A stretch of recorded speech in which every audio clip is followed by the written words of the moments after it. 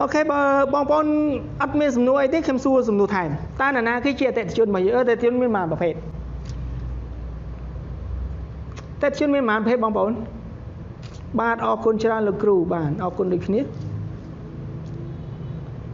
tệ chuyên miên mà bảo phết đã bong bong tệ chuyên miên pi bảo phết bữa ăn chơi để chăm chơi lúc này tệ chuyên miên pi phết sầm nuôi ta pi bảo phết năng nào kì là tết chun miền pi phết tết chun khá là tết chun khang khong năng là tết chun khang krau sum nu su tha ta na cái chia tết chun khang khong hay na cái chia tết chun khang krau sum nu đôi vậy khi mà lực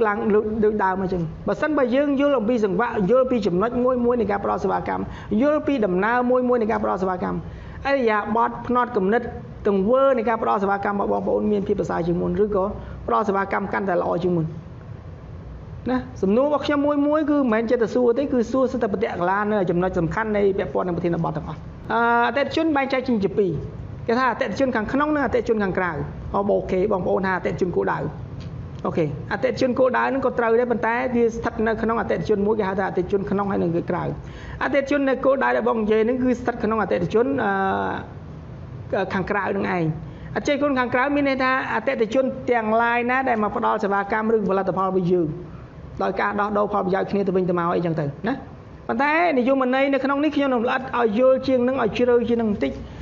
à tết chuyên hàng cài chiên là na tết chuyên hàng khăn chiên nè, à tết chuyên hàng khăn cứ sầm đai từ lên là ná để thưa ca chỉ môi dương, để chui dương để xạ ca chỉ môi dương là mấy bẩm pin sẽ va cam tới ở tết chuyên hàng cài, u theo ta mê dương cái đó, trong ca nghe bao dương cái đó, bập pôn dương cái đó sạch nhiệt bong ôn dương cái đó để thưa ca nó không sạ ban được không tiaแต่มวยđược không phải chịu camแต่มวยสาca khi chui khi không ca bổng pin sạ cam ở ban là từ căn là tết chuyên cái là tết chuyên càng cào bởi vậy vì sạ ban mới nghe sủa chiềng nó không sạ ban muối bởi dương chỉ con trai kia thưa ca con ọt mê bà đấy bảo bổn hay bởi dương chỉ mê muối thưa ca tại ai ọt bên con trai bà đấy chẳng cái này cái trong vậy tha không ca pro sạ cam cứ trời ao đầm lại khi từ bên từ mau miên mê từ đầm nà ca ba lỏ hay bờ miênแต่mê ăn con trái có đầm nà ca lỏ chẳng toแต่mê hay đừng con trái nó xả caแต่มวยtừสภาคำnày dương pro từ ca làแต่ชนนั่นคือหล่อย่างน้ำไม่มาdươngชอบมันจังมีกรมกลางงี้ก็โดยคืนยังสภาคำมวยได้หล่อมันอาช่วยแต่ไอ้มันที่วิธีที่เอายืนสภาคำขนมทิมกลางงี้ได้จีสังวะมวยในขนมปลาตะกามหรือก็สังวะมวยในขนมสภาคำเอายืนนั่นทั่วไอ้สภาคำเอายืนนั่นหล่อเป็นลิง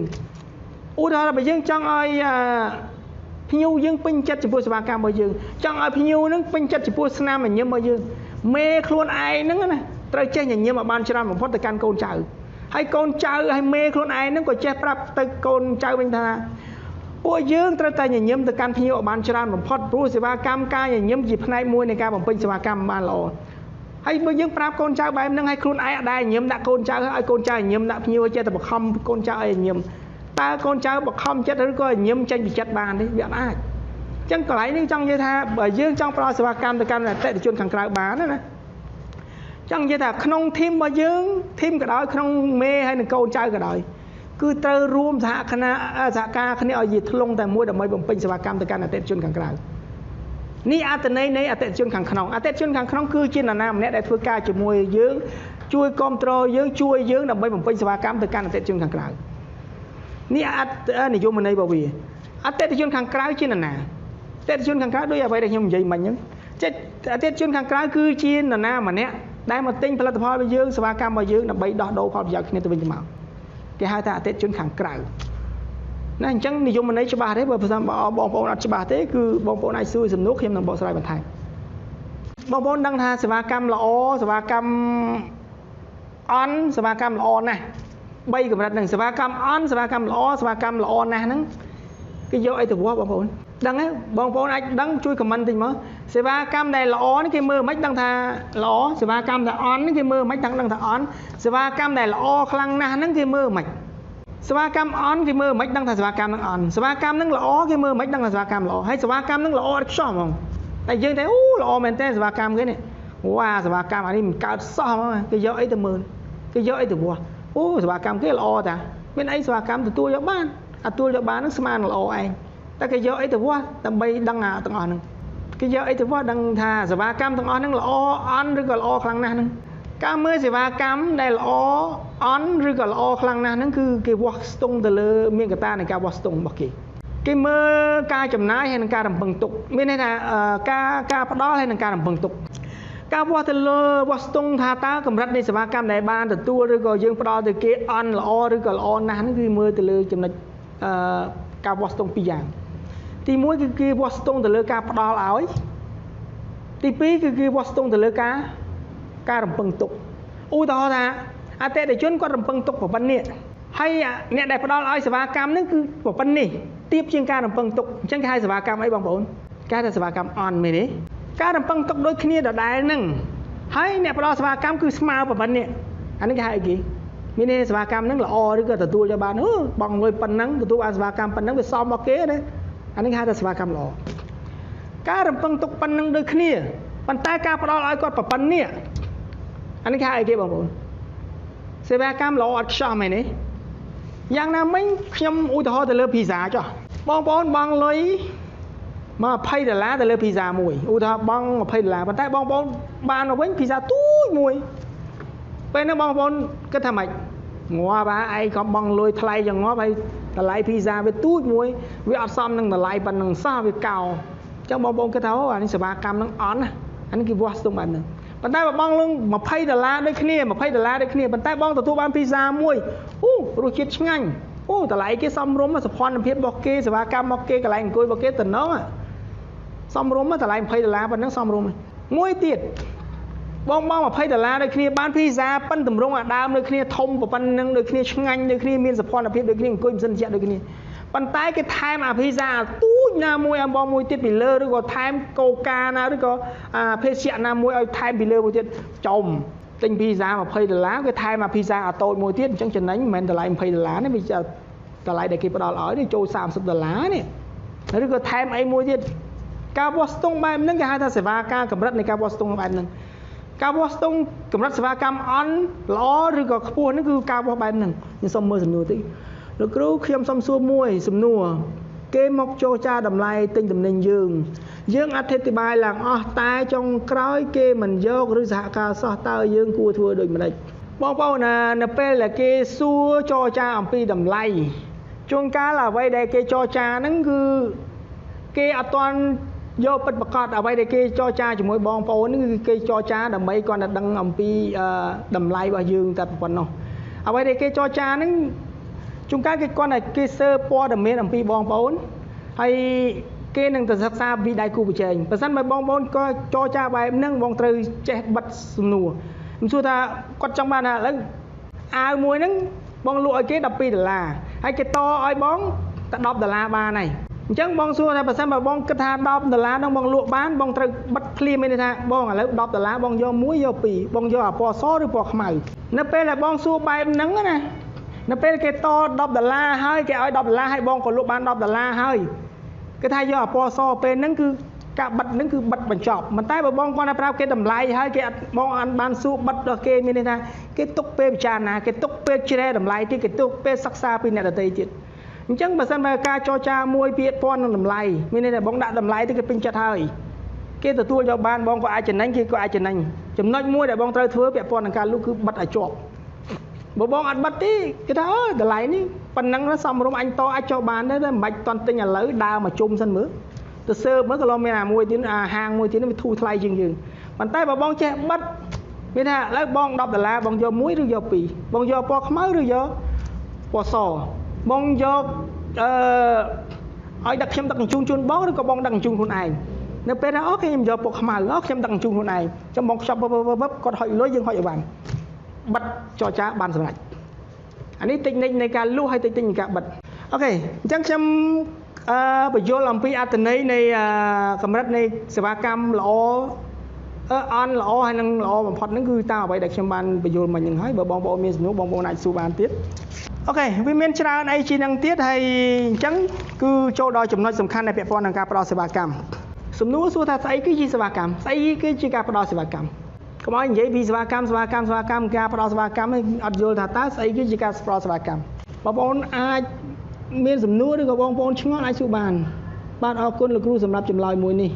អូខេសេវាកម្មគឺអត្តន័យនៃការផ្ដល់សេវាកម្មមានន័យថាគឺយើងផ្ដល់ទៅតាមអ្វីដែលយើងសន្យាឧទាហរណ៍បងលក់ទូរស័ព្ទមួយនេះឬក៏ភីហ្សាមិនចុះភីហ្សាហ្នឹងគឺតម្លៃបងលក់$20បងទទួលលុយពីអតិថិជនហើយបងផ្ដល់នៅភីហ្សាមួយដែលបងបានប្រាប់គេថាភីហ្សាហ្នឹងតម្រង់ប៉ុណ្ណឹងរសជាតិអញ្ចឹង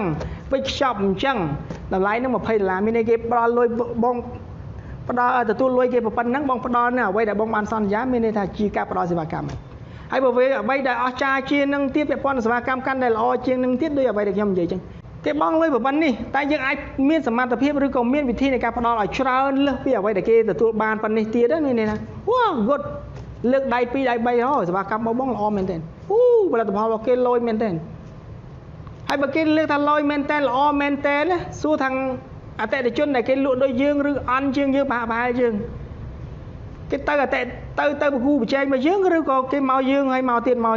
ពាក់ព័ន្ធនឹងសេវាកម្មមែនទេអញ្ចឹងវិធីសាស្ត្រនៃការតាក់ទាញអតិថិជនវិធីសាស្ត្រនៃការលក់វិធីសាស្ត្រនៃការអន្តងវិធីសាស្ត្រនៃការទាញអតិថិជនមកហើយមកទៀ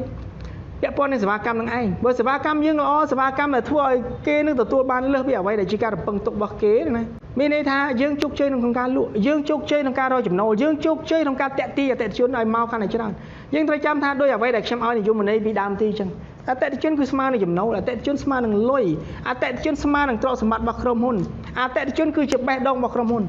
បើអត់មានអតិថិជនអត់មានចំណូលទេបើអត់មានអតិថិជនអត់មានលុយទេបើអត់មានអតិថិជនគឺអាជីវកម្មរបស់យើងដួលហើយអញ្ចឹងត្រូវចាត់ទុកអតិថិជនឲ្យតម្លៃយកចិត្តទុកដាក់ចំពោះគាត់ឲ្យខ្លាំងបំផុតតាមដែលអាចធ្វើបានទៅព្រោះអតិថិជនគឺជាអ្នកចិញ្ចឹមយើងទ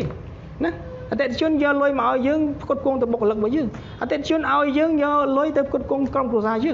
ងស្រឡាញ់គាត់ឲ្យបានច្រើនយកចិត្តទុកដាក់ចំពោះគាត់ឲ្យបានច្រើនក្តាប់ចំពោះគាត់មានន័យថាស្រឡាញ់ទុកចិត្តឬក៏ឲ្យតម្លៃគាត់ឲ្យបានច្រើនតាមដែលអាចធ្វើបានអូខេអញ្ចឹងខ្ញុំចូលដល់ចំណុចសំខាន់នៅពាក់ព័ន្ធហ្នឹងចរិតលក្ខណៈរបស់បុគ្គលិកដែលផ្ដោតទៅលើសេវាកម្មផ្ដោតទៅលើអតិថិជនអូខេអញ្ចឹងចរិតលក្ខណៈដែលគេមើលមិនដឹងថាអូអ្នកលក់ម្នាក់ហ្នឹងឬក៏បុគ្គលិកម្នាក់ហ្នឹងគឺជាមនុស្សម្នាក់ដែលផ្ដល់សេវាកម្មល្អមែនទែនបុគ្គលិកម្នាក់ហ្នឹងដែលយកចិត្តទុកដាក់ចំពោះភ្ញៀវមែនទែនបុគ្គលិកឬក៏អ្នកដែលផ្ដល់សេវាកម្មល្អគឺគេមើលលើចំណុចមួយចំនួនទី1នៅពេលដែលគាត់និយាយគាត់តំណែងមួយភ្ញៀវគាត់ត្រូវមើលពីតម្រូវការរបស់ភ្ញៀវគេមើលមិន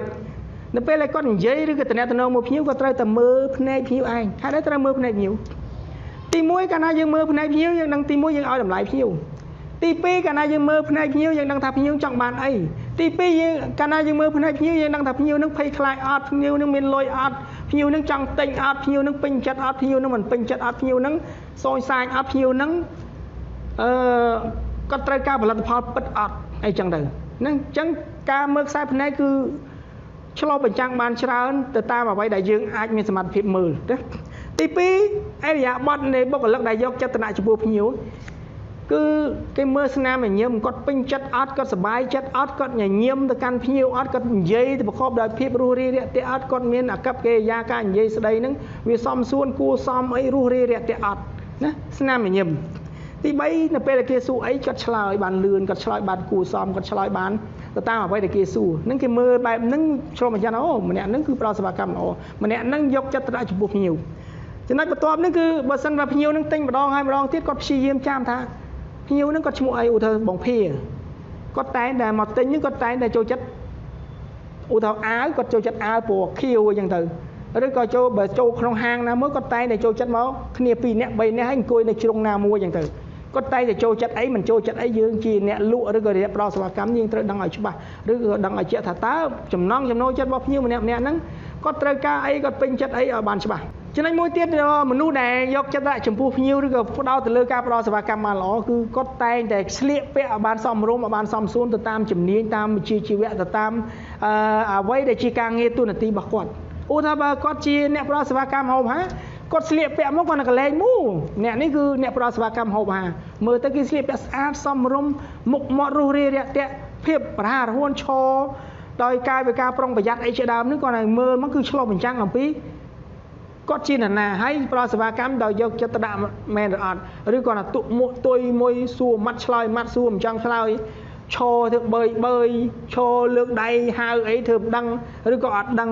សួរអីក៏អត់ដឹងសួរអីក៏អត់ដឹងគេមិនមែនហៅថាមនុស្សបុគ្គលឬក៏អ្នកផ្ដល់សេវាកម្មដែលល្អនោះទេអញ្ចឹងនៅខ្ញុំចូលដល់ចំណុច កត្តាអីខ្លះដែលធ្វើឲ្យការផ្ដល់សេវាកម្មរបស់យើងល្អទៅកាន់អតិថិជនកត្តាអីខ្លះដែលជាចំណាយឬក៏ជាកត្តារួមផ្សំក្នុងការផ្ដល់សេវាកម្មល្អទៅកាន់អតិថិជនណាទី1គឺភាពរស់រាយរាក់ទាក់នឹងឯងស្រួលបំផុតយើងត្រូវចាំថាសេវាកម្មដែលល្អគឺការរស់រាយរាក់ទាក់ឬក៏ស្នាមញញឹមគឺជាចំណែកមួយនៃ